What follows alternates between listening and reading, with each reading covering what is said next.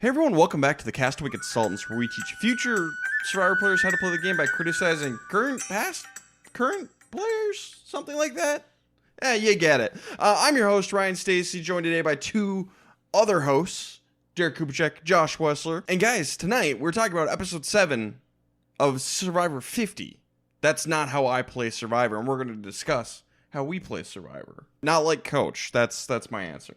Don't play like Coach. Not like the Dragon Slayer. Absolutely not. But no, episode 7, the merge proper episode. I mean, last week they merged, but now this is like the jury. Everyone's voting together. Where this is the proper merge stuff now. We're into that. That's tonight's episode. What did you guys think of the episode? Coming off of last week's Blood Moon mergatory situation, which that was in line with what we expected kind of from New Era Survivor. It wasn't, the biggest twist in the history of the show like some people were saying, just like Zach Brown wasn't the biggest reward in history. Tonight's episode was, in Ryan's words, messy. Messy. Emphasis on the If you're looking for drama, this is the episode for you. And you know what? Every once in a while, it really is nice. It's like getting a vaccine, right? Like, it's good for you long term. You might not like it in the moment, but even some people really do like it in the moment. So I'm going to enjoy it for what it is. We don't get it all that often. So I'm just going to enjoy the mess. Derek's weird.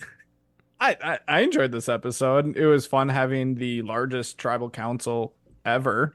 I think that was a giant thing. I have to question even more than I did previously Coach's sanity, which is always fun. I don't believe Coach knows what a syllable is, which is interesting. 685, yeah. Everyone in America got to count that. That was hilarious. Is a haiku? Coach doesn't know, apparently. What is a haiku? Don't start doing haikus. Don't. Hold on. No. What is a haiku? Coach doesn't know, apparently. You almost got a haiku there by accident. I mean, by Coach's definition, that was in line with a haiku, according to Coach. So, but no, it was fun. I mean, I don't think it was insanely messy. There was definitely some messy aspects, though, and I can enjoy parts of that. I was bummed to see a person go home who ended up going home, but we'll get to it. But a lot of people have to go home in this game that I'm going to be sad about. So yep, it is what it is. All-star season. That's an all-star season for you. So should we get into spoilers? Let's do it. Spoiler alert. 3, 2, 1. We're going to lose our final winner tonight. Dee is going to go home. Yeah, it makes enough sense that she went home here. I get it. Could have gone a couple of different ways, but I get it. So I have to say something in direct response to Josh and I think someone on the show, and this is a stupid Survivor nerd technicality, but in my opinion, this was not the biggest tribal council of all time. Stupid. Everyone is forgetting about the season 39 merge tribal council, and you might be thinking, well, Derek, that was only 13 people. That's exactly what Ryan said. Boston Rob and Sandra were also there. That is 15 people. Now, if we're talking about votes cast, okay, fine, you got me. But hey, technicalities matter, and they were at that tribal. That's not even a technicality. No, A, you're incorrect. B, you're bringing up the worst episode of Survivor. Yeah. It's a horrible. Why? It's a horrible episode of Survivor. It's not a real technicality. Not even a technicality. They're not players. Yeah, there's 2 extra members of production here that night. Oh, how about this? What episode had the most members of production there to witness? Oh, probably in episode 1 of just about any season, because we have all the press there. So technically, that's the biggest tribal council of all time. So maybe the season 50 premiere. See, you say these things, but you know that it's not the same. They weren't just members of production. The same. I'm going to throw that right back in your face. You say these things about Island of the Idols, but you know it's not the same. Okay, because when I was counting people at Tribal Council, I was including Jeff Probst. Like Jeff is at every, because Jeff is at every tribal. So is production, but he's at every tribal. Production not people. What about the boom mic operators that got the shouts tonight? Are they not people? No, PAs and boom mic operators. We all know here that Island of the Idols is Derek's favorite season. Yeah. We just have to let him have this. I guess so. So I don't know, man. But more importantly, yeah, it was an interesting watch with Dee going home. I need to harken back to something that was said very early on in the season, because we had some comments challenging us on this, maybe some listeners who were digressing. We said Cirie is dangerous because she can play your game better than you can play her game. And everyone, or not everyone, but some people were saying, no, Dee needs Cirie and Cirie needs Dee. They shouldn't go after each other. Well, guess what? Cirie doesn't need Dee, and Cirie played Dee's game better. I'm gonna pull an Emily Flippin and push back me a little bit here. I do think they need each other, and I think this honor and integrity alliance, which also may coincide with some pre-gaming Zoom alliance. It sounds like I don't know a ton about that, but from the rumor mill is there was a pre-game Zoom alliance that is basically just the majority of this old school alliance, like coach's group.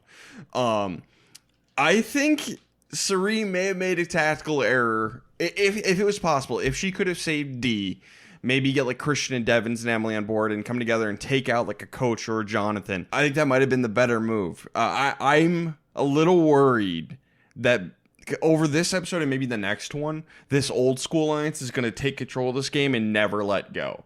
So I think Cirie possibly maybe doomed herself, and I think she made, if it was possible, if everyone was voting for Dee and Tiffany and there was no way to change that, fine, you got to do what you got to do. But if there was a way to change the vote to coach, I think Cirie would have been better off going that way. It's interesting that you think that way, because I don't. I don't believe what you said to be the truth at all, but only time will really bear this out. It's just how will these tides break? I don't know. I don't know yet. I just have my suspicions, right? Like, I have my feelings as I watch these people interact that Cirie is in no danger right now, even though she should be. So I am going to claim the win for what I believe it is. And yeah, Dee should have voted out Cirie when she had the chance. Josh, would you like to weigh in here? Not yet. Okay. I will later. But yeah, so should we get into the episode proper? Yes. Anything else? Nope. Good. All right. So Tiffany's group is going to get back after Camilla got blindsided, and Tiffany asked the others to wait, let her cool down. She's upset, and she'll talk to them later. Just talk to them now. Just, I don't know. This always, like it's better than blowing up, but I was just talk to them now. It's better to just do it. So, get over your feelings. She's going to say, I just want to sit in my feelings for a little bit. Get over your feelings and get back into the game. That I don't really like that excuse for anybody. So, I don't know. If you're going to succumb to emotions in the game, I guess this is, as Chrissy put it, the most eloquent way to do it. But if you're talking about playing the game the way it's ideally played, you just have to give them high fives. And if you need to hash something out or say something, this is where you say it. You don't need to say, I need a few minutes to myself. But if that's the only way you can be authentic while respecting yourself, I guess, fine, but that's not the best way to do it. I would say play better. Yeah, right. I wonder if she's feeling a little bit doomed, because what we got from, and I know that this is not canon, but what we got from Camilla's post game is that Mike White had tried to warn Camilla about this Zoom alliance that may or may not have happened that he had heard about. And she thought that Mike White, being Mike White, was just trying to save his own skin. And he turned out seemingly to be 100% correct about the Zoom alliance. And so, the same thing that he tried to do to Christian to, save his game by telling the truth. People just weren't believing him when he was saying things because he was Mike White and he's this big target. If Tiffany was thinking about that, maybe that's why she's like, there's no point in hashing this out. You guys were always going to work together. Still, play better. Find the cracks. Things, things can change. Every alliance has cracks, including pregame ones. And I know some people are upset about pregame alliances, but this has been a thing since All Stars. You don't have to like it, but let it go. It's a legitimate strategy that you can use. Bummer. Either use it or don't. It's up to you. This sounds horrible, but if you don't like pre-game alliances, don't watch returner seasons. Yeah, don't watch returner seasons. Don't be on an all-star season. So yeah, I'm with Aaron. And that's not meant to be like, oh, don't be a bitter Betty about it. It's just, it's literally happened since season 8. Get over. I don't know what else to tell you. It's $1 million game. If there's no pre-gaming, I'd say you're not trying hard enough. I think we should take a moment to explain what you guys are even talking about, because you have not said anything in detail, and let's not assume that people know what we're talking about when it comes to the Zoom alliance. Sure. There's a the rumor is there's a pregame alliance that was made over Zoom, and we got to remember there's a ton of people who were in the process for season 50 who were in the talks to be on the cast and didn't make the cut. But the rumor is there's some people who talked over Zoom and agreed to work together. And that group I believe, includes Coach, Chrissy, Jonathan, Colby was in there. Stephanie.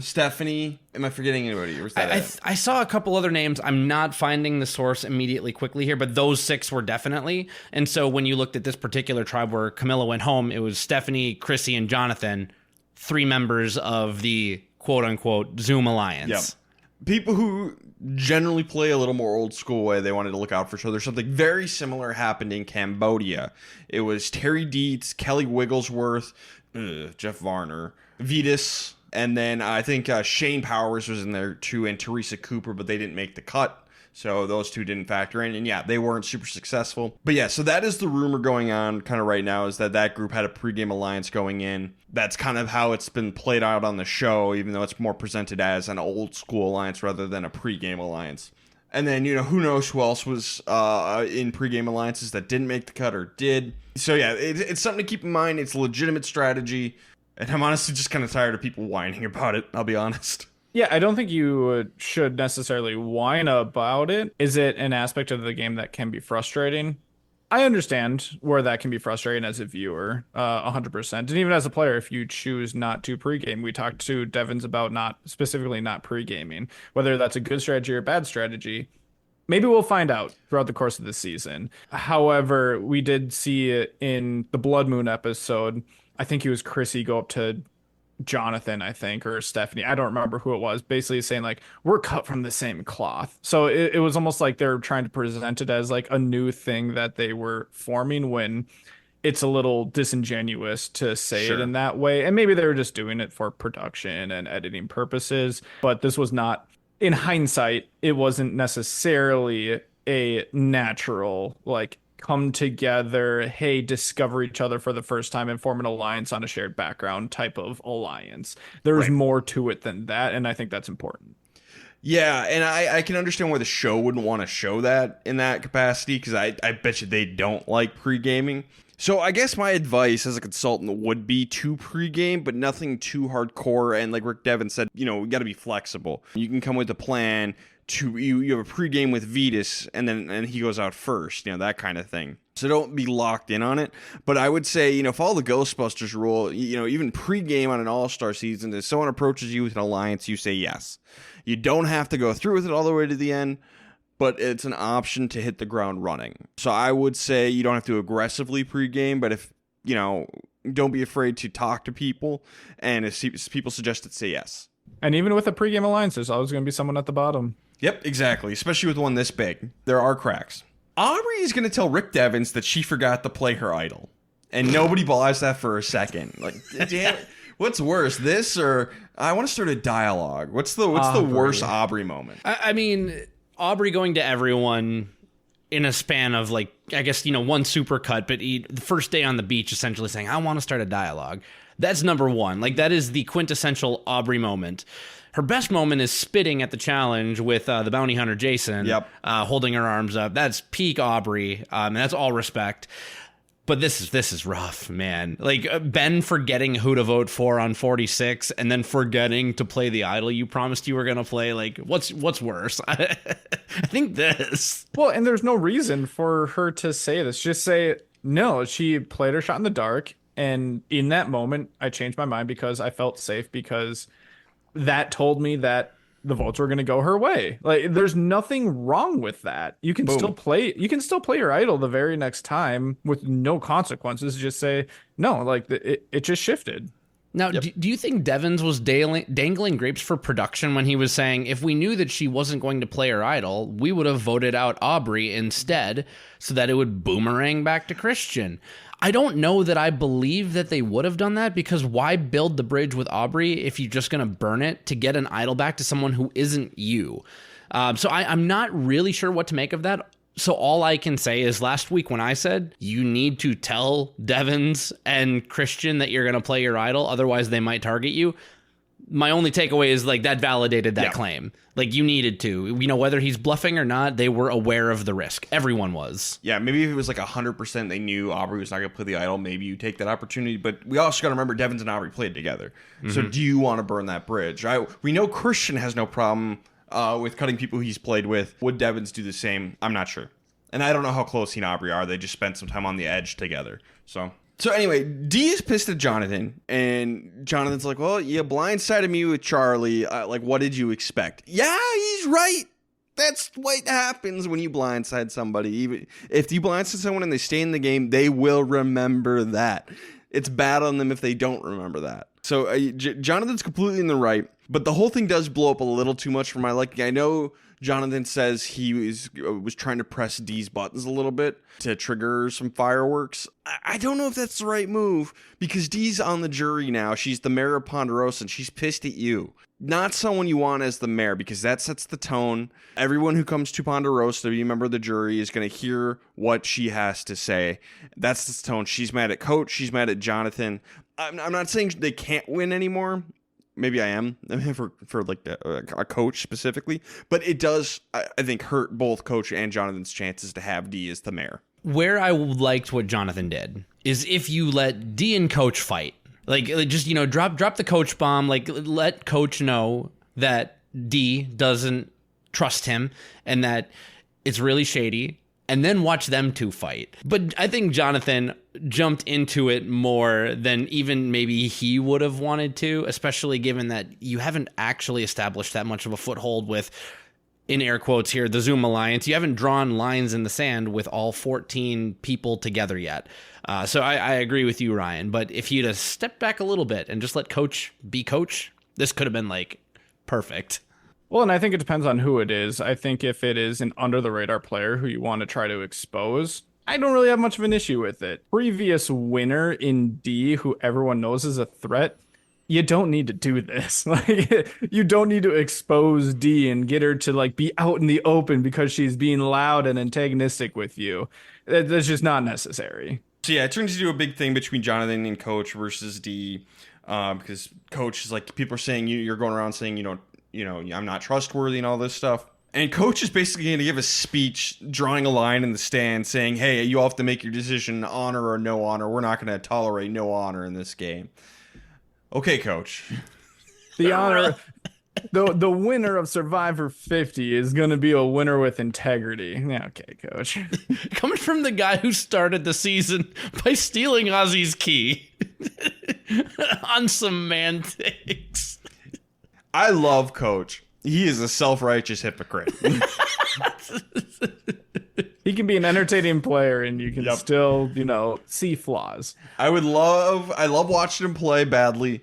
I would love to talk to him. He seems like a fun dude. He is a self-righteous hypocrite. And he's never going to come on this podcast. When it comes to his Survivor play, what I think gets lost is maybe on paper he can draw these lines. He can draw this picture of honor and integrity like, well, I never said. Oh, well, I never did. Oh, well. But the problem is that everything you say is loaded with denotation and connotation, especially in a social game, emphasis on the connotation. Buddy, it's not honorable. Like, it is funny. Coach, please come on the podcast. We would love to talk with you. Can you imagine if instead of getting Rick Devins to come on, they'd given us Coach instead? He was one of them that were listed. Like, Coach was one of the possibilities that we could have interviewed. And Coach, Sari, Ozzy, and then, all of a sudden it's Rick instead. Kind of a blessing, I think, in disguise. Yeah, I think so. But yeah, just imagine. Just imagine having that conversation with Coach. Oh, boy. I can't imagine that. Who knows? I don't know how that would have gone. But Ozzy and Rizzo are going to get back to camp, and this is very much the community meeting with Donald Glover walking into the apartment on fire. Like, what did I miss? There's 3 bodies on the ground. Oh, my God. I really wish we would have gotten more of this. Last episode, this is what I was most interested in, is just the reaction coming back and seeing it, just to like who the three people were, the fact that there were three people and not one or two people going home. And it seemed like the Survivor just kind of brushed over it. Like they had their initial wow factor and that's it.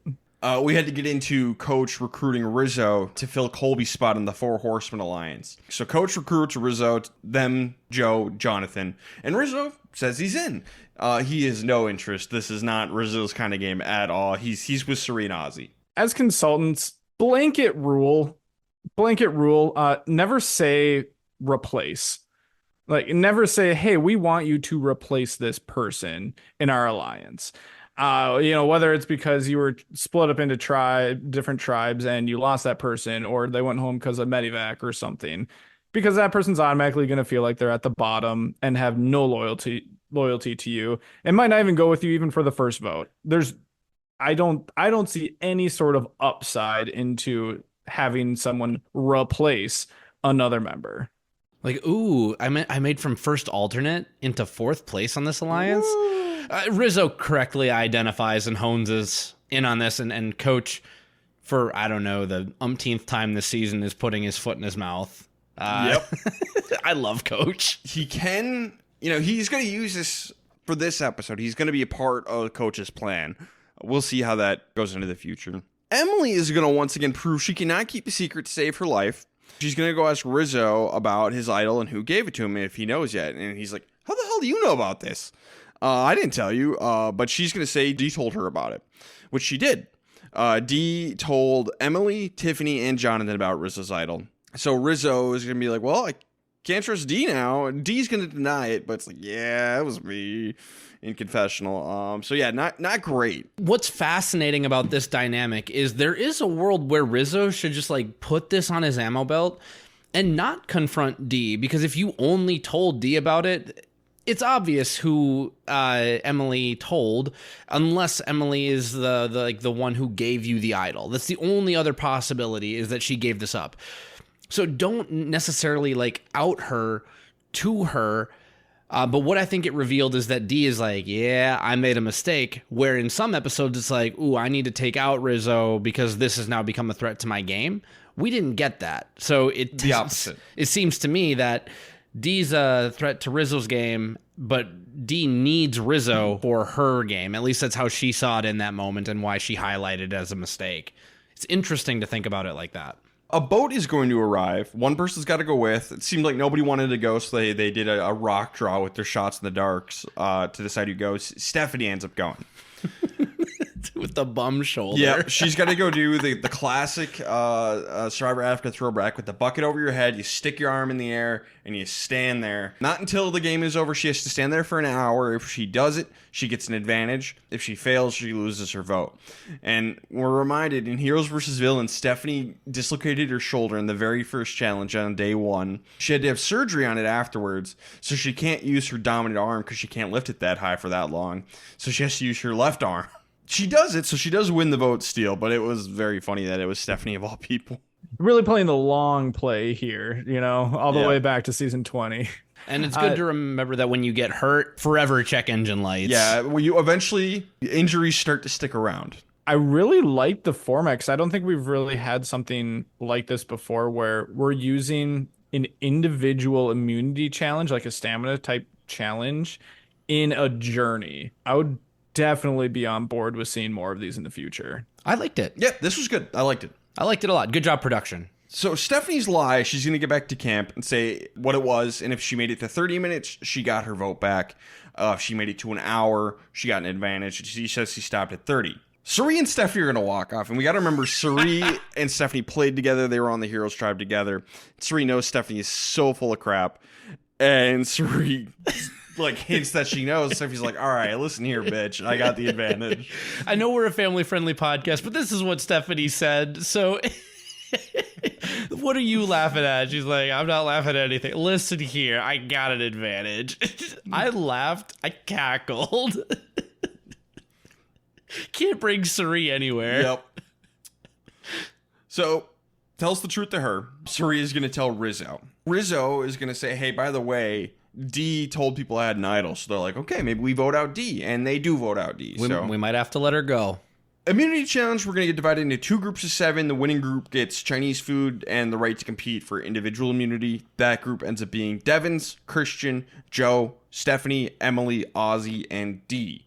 And Ozzy ends up winning individual immunity for the first time since the Final 5 of Survivor South Pacific. And is only one away from Boston Rob for most all time. So basically, the first 2 names to come out are Aubrey and D. Everyone's sketched out because Aubrey's idol, and then D has been causing problems. Tiffany does not want this to happen, but she's not going to sacrifice her game to save them. Well, I got a little criticism to throw at Tiffany. She's going to vote for Coach. She should have voted for D to save herself. She really should have. But Coach is going to tell Aubrey to play her idol. Everybody's like, Aubrey, just play her idol. Yeah, I mean, you can either do the thing where, like, Malcolm did. You say you're going to play it once and you don't do it, and then you play it next time, which is what I told Rizzo to do the entirety of 49, but he showed me. So could you play the Rizzo game and just string everyone along every single episode? And maybe if they had seen Survivor 49, maybe Aubrey would try it. But she hasn't seen 49. Nobody's seen 49. Nobody did that until Rizzo. Aubrey's going to play her idol tonight. I don't blame her. I think the issue... And why I like it, granted, we're not even like at tribal yet. We're bouncing in. Yeah, we'll bounce in and out here. I like that Aubrey played the idol because from what I've seen socially so far, she's a little bit of a free agent. Yeah. But a free agent can also be considered a very dangerous wild card. And while sure, everyone kind of landed on D, Aubrey's name was thrown around. If you want to make some allies, get the target off your back and show that you're going to do what you're going to do. At least, the second time around when it's something that you promise to do, but you have no compulsion to do, if that makes sense. So this allows her to solidify a bond without incentive with Devins, with Christian, with Emily, with this group of people over here that have a working relationship, with Suri, with Rizzo. So now she's no longer necessarily a free agent, even if she's kind of like first one out, but she won't be the obvious target next time. I think this is as good as playing an idol next time for her. I'm actually going to take a little bit of a different angle while still being on the same page as you guys. And just because I feel like this is the last time we're going to talk about Aubrey here, this episode, I think that it was right for her to play the idol, but more so because we're on season 50. You could play it like Rizzo in 49, but I don't think that people would respect the game as much as they would on a newbie season like 49. I think that you would need to have more relationships, more strategic moves than just stringing people along with an idol for half of the post-merge. So I think that playing the idol and almost freeing her up to play a little bit more. Yeah, sure, she's vulnerable and she could go home immediately. But I think that it has the potential to free her up to actually make some more moves in general here in the post-merge and give her a shot to win the game versus I'm going to have the idol and whoop-de-wop you all the way to the end, be at final 3, and then probably not get the votes. To a lesser extent, we've seen this fail in New Era Survivor before with Xander, all the way back in season 41. Yep. Weird circumstances with Xander. Yes. Badly edited circumstances with Xander. I don't know. Don't know what to say about it because it's so badly edited.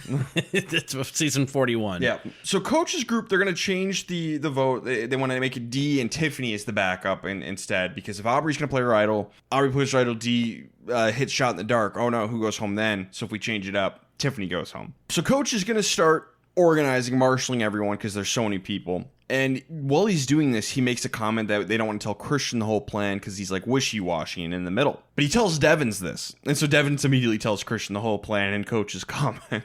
And then this gets back to Coach. Not that Devins did it, but that Christian knows. And so now Coach is pissed and he's just lashing out at everybody. And it's just bad. So Coach needs to chill. And Rizzo, out of everyone, is the one to almost like mentor Coach. It's like, dude, you told Devins, one of the people in the middle, not to tell people in the middle. What did you expect was going to happen? And Coach is like, oh my gosh, I can't believe I did that.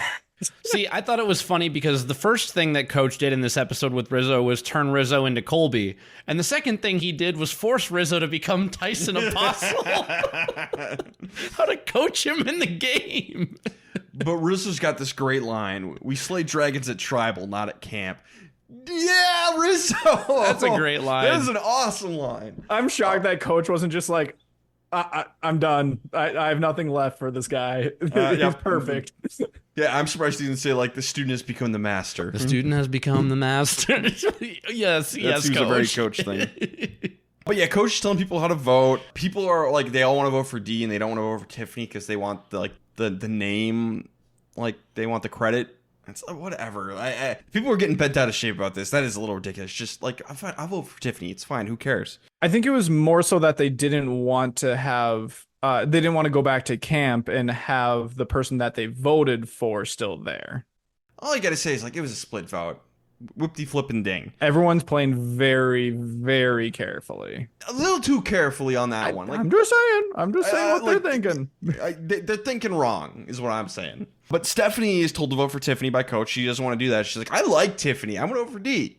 I don't care who you like, Stephanie. Like, if you want to do a different plan, that's fine. But if you want to do the plan where it's a split vote on D and Tiffany, everyone needs to chill out if that's what the plan is. Here's the way that I interpreted what was happening as this, I don't want to call it like directing or whatever, this galvanizing that coach thinks that he's doing. You know, he's marshaling the troops to march on, the fortress of D, right? I think he thinks that he walked up to the drawbridge and knocked it down with a giant wizard fireball and stormed in and said, D shall fall tonight. When in actuality, like, the gate was open, everybody was already in there, like, yeah, well, let's vote for D. And so they're like, why are you speaking at us? This was literally already happening. Why do you think you need to organize anything? D's going home. So I saw that as being more of the nuisance, is like, really, is this guy going to try and steal credit for this? Because this is like fairly easy. But people are getting so fed up. There's even a discussion about taking out coach instead, but it's not going to happen. Big red herring. D is going to tell Tiffany that she's going to cause a scene and try and make a live tribal happen, which she does do. Doesn't seem to work, but she's going to get up and try and tell people to vote for coach. Doesn't work. Aubrey plays her idol. D plays her shot in the dark. Not safe. We're going to end up getting 9 votes for D, 4 votes for Tiffany, 1 vote for coach from Tiffany. So D goes out, becomes the first member of the jury. And this is tough because I always say at the merge vote, you just need to get through it, which is what happened here pretty much. But I do think there was some wisdom for a lot of people that maybe they should have taken out coach instead of D. I know D is the much better player, but that coach group is scary. So, like, I get the reasoning for voting out D, but I almost think coach might have been a better target for the majority. But why do you say it's scary? Because there's a big potential group there. So I guess it depends on how, obviously the lines are drawn more clearly for us at home. I think that's the big part of it, though, is Yep. You're looking from the outside. And I think from just like being on the island, I don't know if that would be just the Right. immediate take. But if what Camilla said is true, and that Mike White was telling people like, hey, you got to watch out for this Zoom group, and all of that Zoom group is over there, and it seems like maybe it is working, maybe they are doing things, if that is in the conversation at all, I want to take out a member of that Zoom group just in case. So I do think there's something to be said. I think maybe Sari and Rizzo and Ozzy, that trio, may have been a little short-sighted in trying to taking out D instead of coach. Because D was with them. Yeah, you can't trust her and she's got to go at some point. But she was your number. I could 100% see next week one of those 3 going home. I know they have idols, so that leaves Sari. I could see Sari going next week because they cut a number here and then coach's group rallies and takes control. So I think Sari's in trouble next week. I think that D was the right move. I think the perspective that you're bringing up is more from, I guess, the Sari side of things, if you buy into the fact that she might be in trouble. But I think someone like Sari, keep the Zoom Alliance around for now, because the Zoom Alliance as a whole is this 5-headed dragon, not a 5-headed dragon slayer. It's a 5-headed dragon that will have people looking over there, working together enough to take out what's happening over there, and keep her around long enough to where she's got her teeth in everybody so deeply that she wins if she doesn't get idol out of the game. Ozzy's got an idol. Rizzo's got an idol. Nope, I understand all of these things completely, and then it'll turn into, ego and perception on the island, and that's where Sari has always excelled at, like, getting lost amongst the egos by really not publicly having one. So the fact that D was basically a unanimous vote, I have to agree with what I saw on the island. And further point, if you're going to take someone out of the Zoom Alliance, the only person that you should be thinking about taking out is Jonathan. And I will get more into that in a little bit. I thought it was the right move. It is very difficult to get 13 people together to vote out one other person. They ended up getting 12, like just because Tiffany ended up voting for coach. They had 12 people get together for a split vote, which is a huge undertaking. And I think that there really is something behind that. As far as the Zoom Alliance goes, even if you do have an inkling that there is something going on, you haven't seen it fully form. We were just in 3 separate groups last week. Now, after this, if you had just some bit of information that was coming through on it, and maybe this is that I just signal that it could be real, you should absolutely be taking out one of those people this next episode. Like, no excuses. That should be your number one priority, just to take any risk of it being real out of the picture. But I think that it's split into a few different groups here. You have, I don't know, what might be the Zoom Alliance. You have Stephanie, you have Chrissy, Jonathan, Coach, and Joe, maybe. That's a group of 4 or 5. Aubrey, I think, is in there, kind of. Maybe. I'm not sure. Maybe Aubrey. And then you have like Tiffany and Dee together, potentially with like Christian and Devins, maybe. And then you have Rizzo, Serene, Ozzy. So to me, it felt like Rizzo, Serene, and Ozzy were almost like, they didn't show it today, but it felt like they were almost like a swing group. Like that group of 3 could have gone either way if they really wanted to. And we saw a moment when they were talking about getting Coach out. And if they would have come together and done that, I think it could have happened. But I believe that Rizzo didn't feel comfortable doing that because of not trusting D. Sure. So for me, whether or not it was the right person almost comes down to that group and whether they were okay cutting D.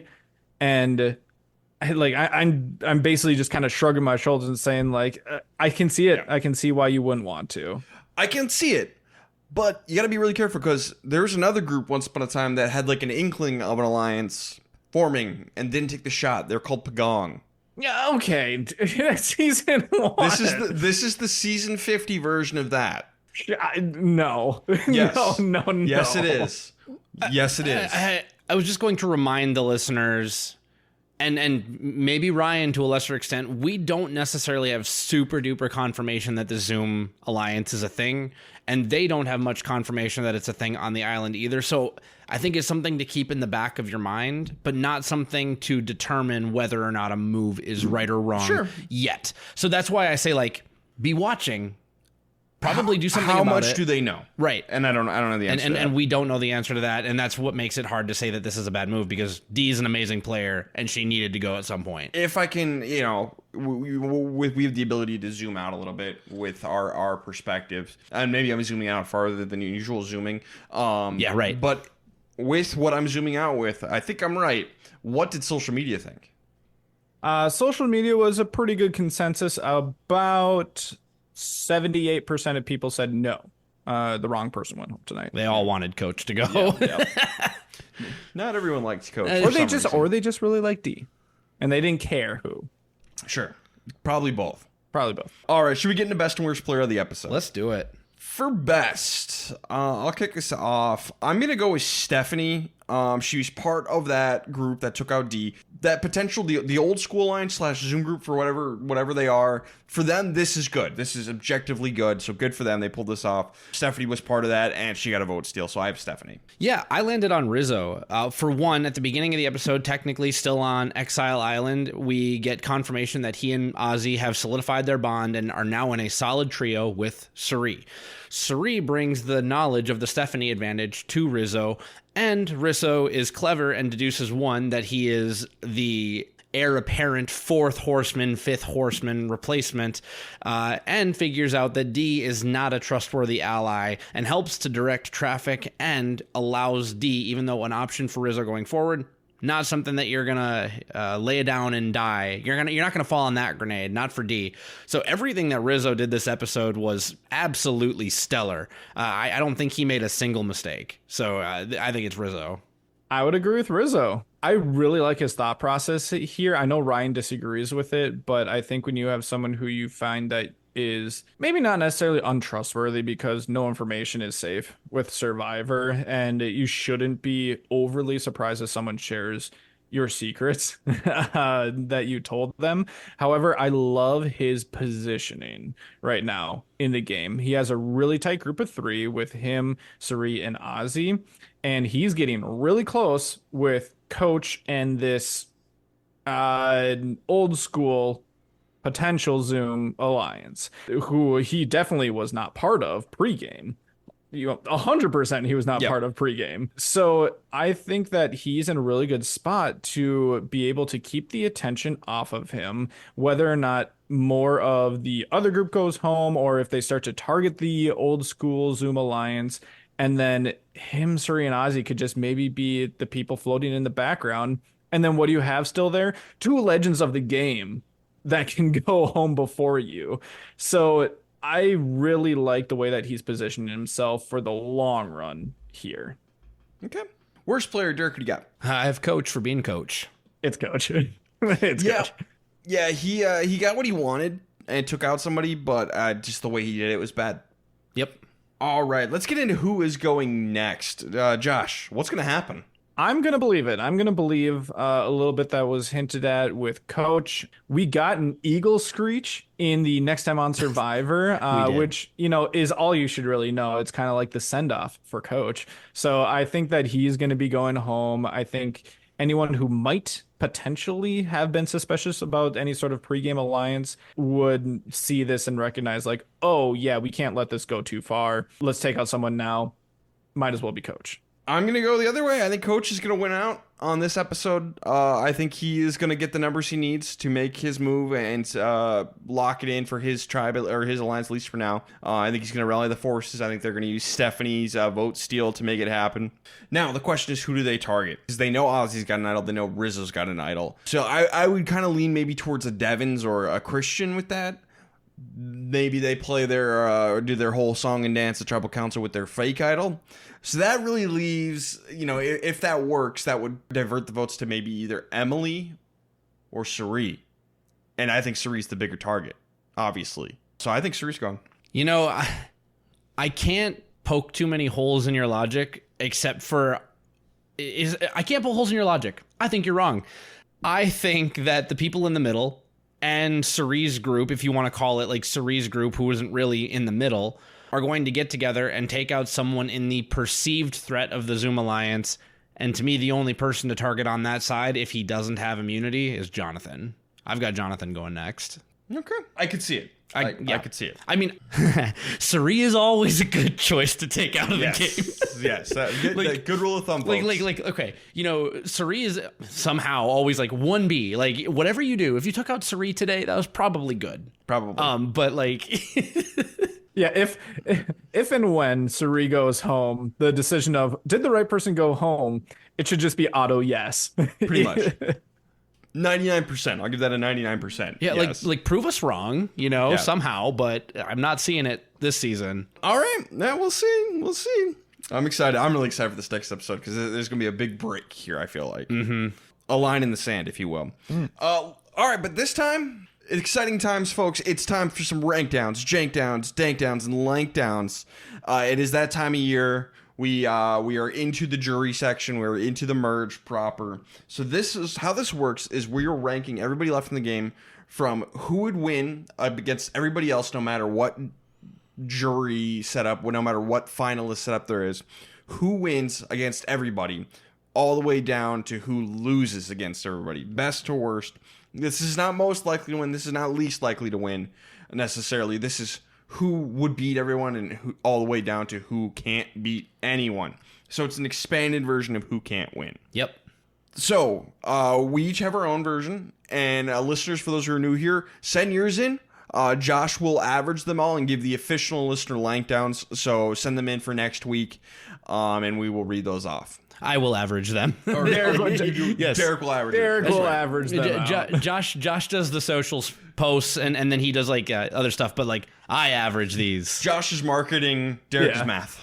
Wherever you have been submitting like your survivor pools or anything like that, same exact spot. That is perfect. Just send them in. Just say here's my rank downs, and put number 1 as you think is the most likely to win, or who you think is number 1 biggest threat in the game to win if the game ended today, all the way down.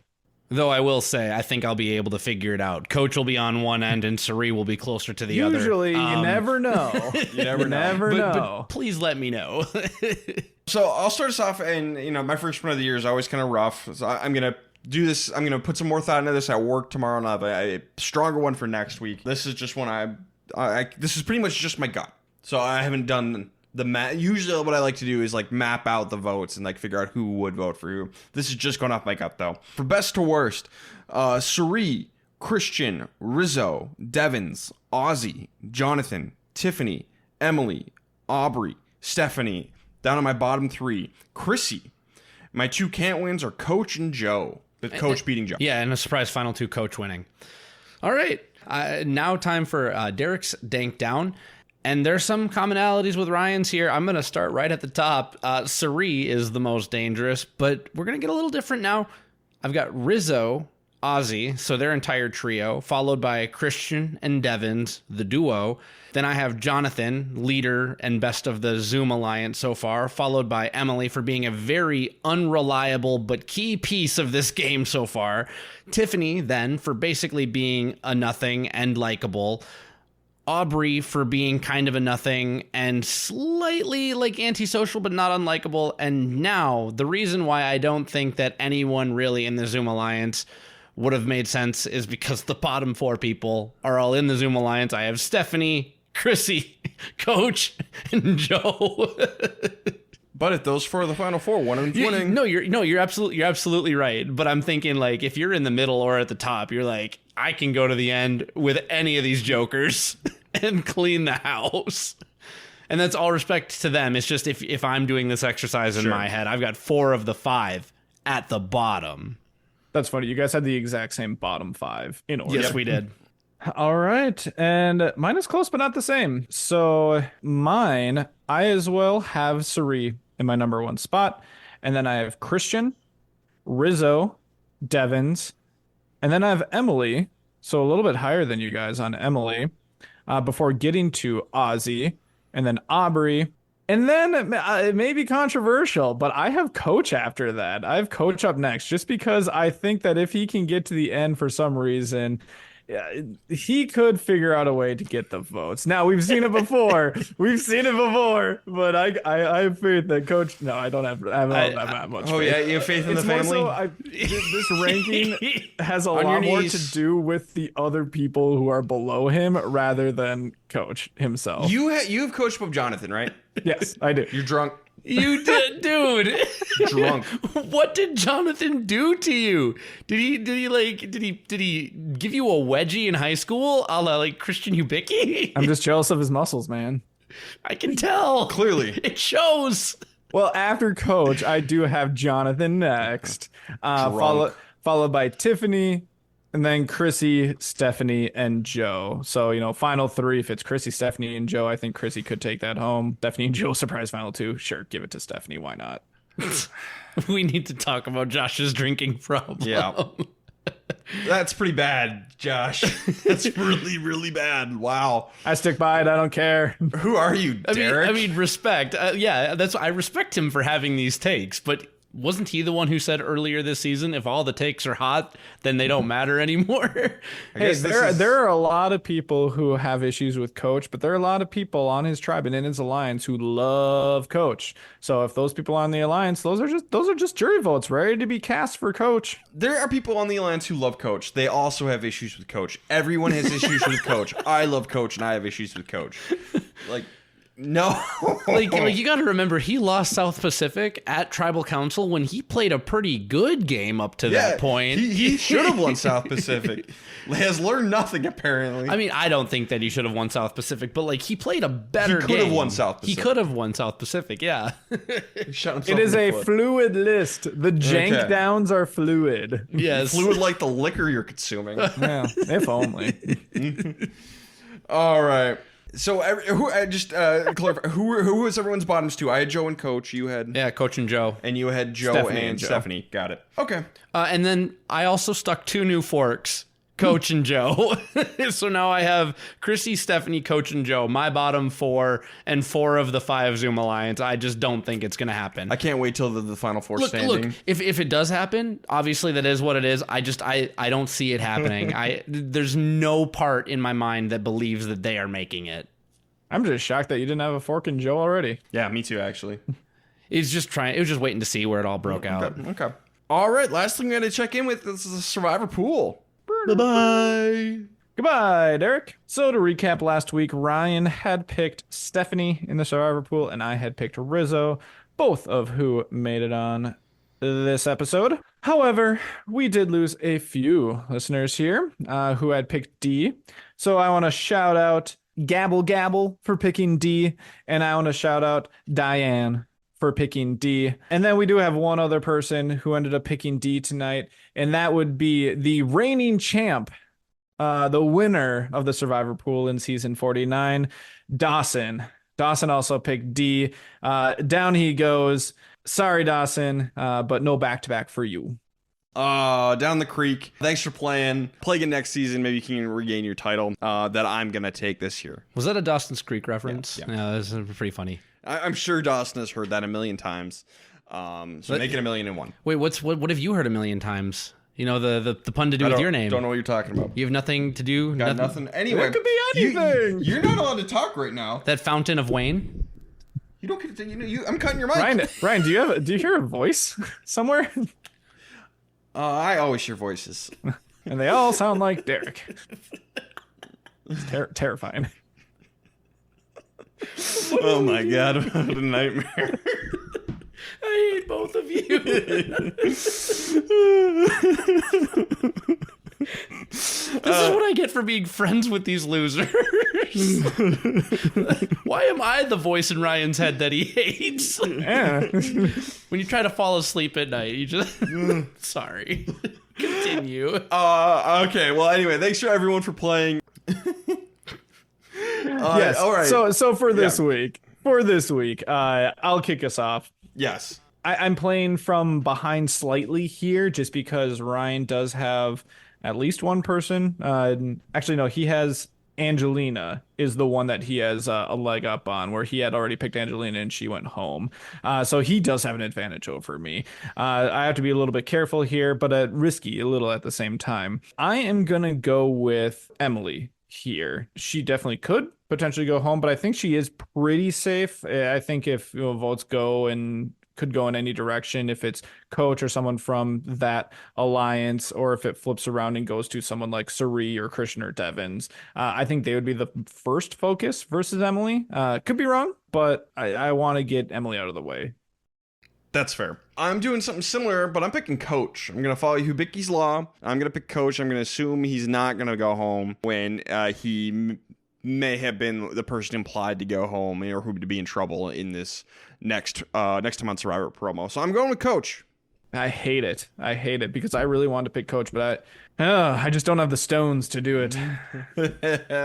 I believe in Hubicki. Yeah, he's right 90% of the time. Hopefully this isn't the 10. Okay, so yeah, everyone get your picks in, and we'll see how this goes. But I'm winning this thing. Now, before we get into listener questions, I do have a 5-star review that I want to read out. So the title is Great Survivor Podcast. I just started watching Survivor and am on my journey to becoming an official Survivor superfan. I find the gameplay of Survivor completely enthralling, and this podcast was a great companion to understanding the game mechanics of Survivor. The rewinds are so well made and thought out, plus Ryan, Josh, and Derek's friendship dynamics also make this podcast even more entertaining. I love this podcast. Heart emoji, heart emoji. Love that. Thank you so much, Beba Jock Chibidis. I really appreciate it. And I butchered your username. I did my best. But love the love, just like Jeff Probst. On to questions. Very great. Thank you so much. That was very nice of you. Love it. All right. And like I said, we do have some listener questions in for this week. So, looking back a little bit from last week, I know we talked briefly about things like the boot order. So, from EHS Luther asked, stepping back, boot order could have been way worse, right? And I kind of want to reframe this and say to you guys, if you could put a grade maybe on the boot order so far, how would you grade it? Better than anticipated. So let's say what I anticipated, let's call it a C. I'll give it a B. If I'm talking about what I like about a boot order, it's who I still would want to have in the game when stuff starts to hit the fan. So for that reason, and balancing it with what I expect to happen, I'm going to go with a B-. I was thinking B- too. All right. Okay, so we're all kind of on the same page there. Could be better. As we know from previous seasons, could be much worse. Yep. From Apples. They ask, which Castaway would you consult right now? I love this question because they need to get their head in the game. So we are the people that Jeff and company put on the yacht called Exile. Yep, we're on Exile Island. We are trying to Cochrane Debbie, right? So Coach is the answer. Yeah, if I got to pick, I would say I want a pupil who's willing to learn. And so I don't think that I am going to bring Coach out. I think I try to bring out Jonathan and just give him a few pointers. Like, hey, you don't have to blow everything up in front of D. Let Coach do it for you. And by the way, you're kind of seen as the head of this alliance right now. You need to try and find a way to differentiate. So I think I'd pick Jonathan to coach a little bit. I think it has to be someone who has a chance to, take what you have to say and learn from it. I might pick Emily just to bring her back in. I think she knows what she has to do, but she just gets a little bit ahead of herself. So if somehow I can consult and be able to kind of bring her back and just kind of refocus her, could pay off. I like your Emily answer. I'm switching to Emily. Okay. Yeah. Let's stick with Coach. Objectively, I think Coach correct. has the ability to learn. He's just not right now. I don't know, man. I mean, it's true. Coach would be my number 2. I just don't have faith that he's willing. Okay. All right. From Meg Fox, they say, out of all the players we've seen get booted, who do you want to return, and who do you think is most likely to return? I think Kyle for both of those for me. Sure. Genevieve has said that she's ready to be a fan again forever. And actually worth a comment. I saw a comment, I think it was on Reddit. Production has convinced Genevieve that she's a bad player with all of the twists that they've stuck into the game. And that's a shame because Genevieve is not a bad player. So bad on you, production. You are turning good players into people who doubt themselves because she was in a good spot, if not for the Blood Moon. I think Kyle is my answer. For both? For both yep. Who you want and who's most likely? Yeah, I think Kyle returns, and I think we didn't even get to see him play. He's someone who I want to see play. I'm going to say him for most likely, but I'm going to go with Camilla. That's fair. I want to see her on a season where she's not with Kyle or, has some sort of baggage. So sure. Just to see. Claire's asking, would you consider this episode being the Blood Moon episode yep. a true merge, mergatory, short-lived tribe SWAT? What are we calling this? It was a merge because they were all on the same beach. They all had the same buff, so it is a merge. Once they're all on the same beach, besides a one world kind of thing, I would say it's a merge, but with a twist. Yeah, merge with extra steps, merge with extra steps. In this case, the Blood Moon. I did have one more. This is not a question. Okay. This is a comment, and this is from Michael. So Michael did say last week that Coach, Suri, and Colby talking about how old they are reminded me of Toy Story 3 when they're all gonna get incinerated. And I thought that was too good not to share because I feel that. Yeah, that's our personal friend Michael, friend of the podcast, Michael. This is, we all text our friends who are also in the Survivor about it. And hilarious comment from Michael. So thanks, Michael. I don't know does he even listen? He does. Yeah. Oh, does he listen? All right. Yeah. Shout out to Michael. I don't know if he listens to every episode, but from time to time he'll listen. Well, shout out to Michael if you are listening. Thanks for listening, and thank you for being hilarious. And when they grabbed hands, it is like they're falling into the giant pit of fire. This is literally just Toy Story 3, but I don't know. Woody fell into the fire. Yeah, you're right. Womp womp. Limping along. He still needed cowboy. his stitching put back in. Yeah. So long, partner. Oh. On that note, I think that wraps up this episode. Unless anybody has anything else. Nope, just one final reminder to put in your link downs. I will aggregate them on Tuesday, so if you listen to it on Wednesday, you will not be counted. So just try and remember that if you don't make it into this time, for next time, I'm assembling these things on Tuesday. Tuesday's the deadline. 100% agree. All right, and Derek's in banking, so he means it. Yeah, he means it. Deadlines do. matter. Yeah, if you don't, them default letters going out. Yeah, Derek will seize your home. No, I will not do that. That is not my job. Oh my goodness. You know what, Ryan? I think there's a healthy reminder out there for everyone that, like, the person who wants to take your home the least is you. The person who wants to take your home the second least is the bank. Like, just remember that, everybody. It is the most annoying thing, and I've never had to do it, and I don't even work in that part. So there you go. Derek's coming for your house, everybody. I hate you both. Lowering your defense. Why am I friends with you guys? That's not what we do. All right. Does anybody have anything else? No. On that insane note, this has been the Castaway Consultants. They got nothing else for you. Good night.